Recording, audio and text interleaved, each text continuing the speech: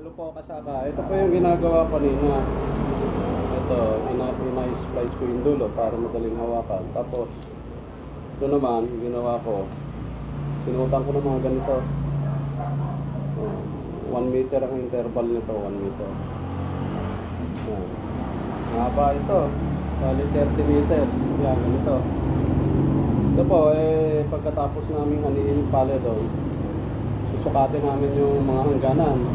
Tubig na gagamitin namin. Total, meron naman kaming mga sukat ng lupa. Madali na lang total, magpipinsa naman kami. Hindi na namin dadaan ng surveyor. Sukat yung tubig na lang. Ganun, bago kami mag-umpisa ulit.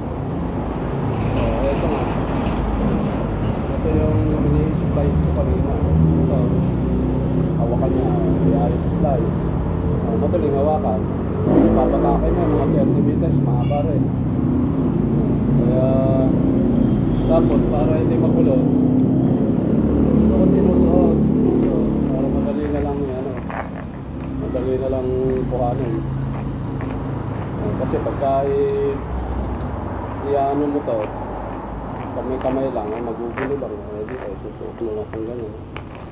Pagka kailangan mo na, hilahin mo lang siya. Madali pa, magandang tingnan.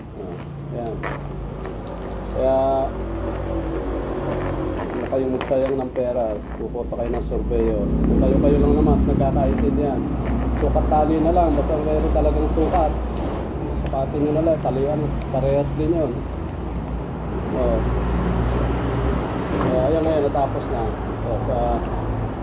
Bali sa 26, sabay kami magpapahanay. Pagkatapos na, bago kami mag-umpisa, mga 3 days siguro, umpisa na naman gagawa. So di susukatin na namin ang hangganan namin.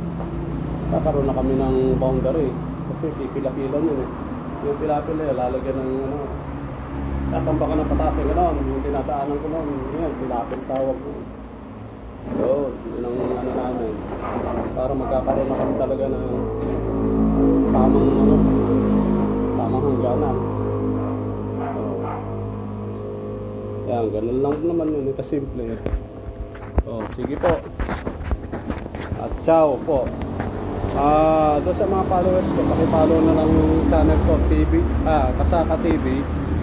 Pakipindot na rin yung notification bell para updated kayo sa lahat ng ating video. Tapos, siyempre, subscribe, follow, tapos like and share lang. Ganun lang naman. Sige po. Kumusta na lang sa kanila. Bye bye.